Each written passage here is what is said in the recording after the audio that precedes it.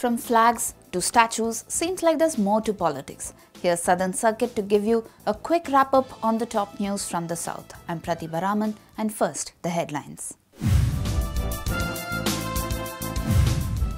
Two ministers from TDP in PM Modi's cabinet, Y.S. Chowdhury and Gajapati Raju, have tendered their resignation. Sources say that the Prime Minister has accepted their resignations. However, TDP has clarified that coalition with NDA will continue. It was rumoured that TDP had severed its ties with NDA as special status was not granted to Andhra Pradesh post-bifurcation. The new flag of Karnataka has been finalised. Though it has not been made official yet, the flag was exhibited to the public. Chief Minister Siddaramaiah has said it will be immediately sent to the centre for approval. Thus, now the flag, which had red and yellow blocks, has now been changed to three colours: yellow on the top, white in the centre and red in the bottom. The flag also has the logo of the state government right in the centre.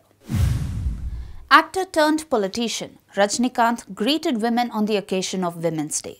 He also made a statement today on the issue of vandalizing statues. He termed it barbaric. He also said that when BJP leader H. Raja has apologized, let's leave it at that and not make it a larger issue. Raja had earlier made a derogatory comment against Periyar. The Supreme Court today restored Hadia's marriage to Shafin Jahan and also set aside the Kerala High Court order that had earlier annulled the validity of her marriage. In its ruling in the Kerala love jihad case, the Supreme Court asked the National Investigation Agency to continue its probe without interfering in the marriage of Hadia and Jahan. The Apex Court's order came on a day when the world was celebrating International Women's Day 2018. Karnataka Lokayukta stabbed has created ripples in the state. While it highlights the crime that has taken place with such audacity, it also bears open the weakness of the institution. Who's to be blamed? Is the Congress government with Siddaramaiah at the helm of affairs trying to strip the institution of its powers? Watch this newsable video of the day and we'll tell you why.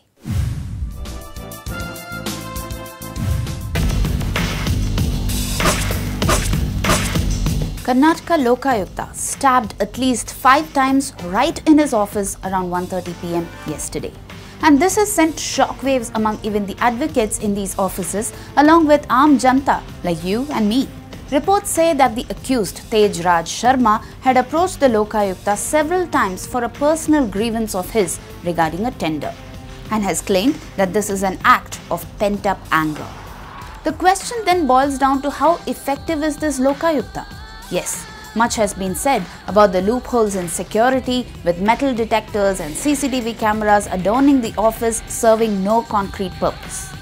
But what is to be noted is that the government conveniently ignored the requests sent to up the security measures. Not once, not twice, 20 times.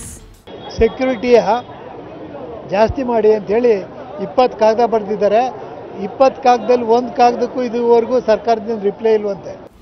What's wrong here? There are many more facts to prove that Lokayukta is indeed a toothless organization. For the government first tried to take the power of grievance redressal from the Lokayukta, well, that wasn't successful, but the Congress government later usurped the power of investigating corruption cases by forming the Anti-Corruption Bureau. Perhaps to avert a situation like what happened when the anti-corruption crusader like former Lokayukta Santosh Hegde, who was instrumental in taking up the mining case, pinning down then Chief Minister B.S. Yediyurappa of the BJP. I've seen an effort from the people who are in power. It could be political power, it could be administrative power, to see that the institution of Lokayukta, if not closed, to disable it from making proper inquiry, or make it a very weak institution which will not cause any harm to people in power. When ACB is under the Home Minister, one can understand how those in power will be dealt with if found allegedly corrupt. When elections are around the corner, one can't help but observe the timing of this incident. In a span of 20-odd days after the Nalapad attack on Vidwat in Bengaluru's UB city, this incident comes to fore. Congress MLA N.A. Harris's son, Nalapad, is still in central jail fighting for bail in the alleged case of Gundaism. Now this attack gives the opposition parties like BJP and JDS enough ammunition. This is the side of Vidhan Saudha, just not a 1 feet away from Vidhan Saudha. Now BJP's Ashok has raised interesting point. This institution is just 3 buildings away from the Grand Vidhana Saudha, which is the Secretariat of Karnataka. Would the government be as lethargic in responding with respect to the security there?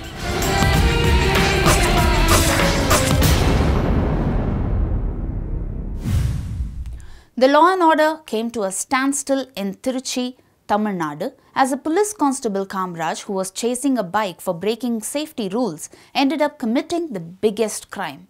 He kicked the bike and the pregnant lady Usha, riding pillion, got killed. The public outrage soon followed, with stone pelting witnessed in Tiruchirappalli and Kumbakonam, whereas the cop earned their wrath. Even actor Gautami has reacted to the incident, and here is the viral video.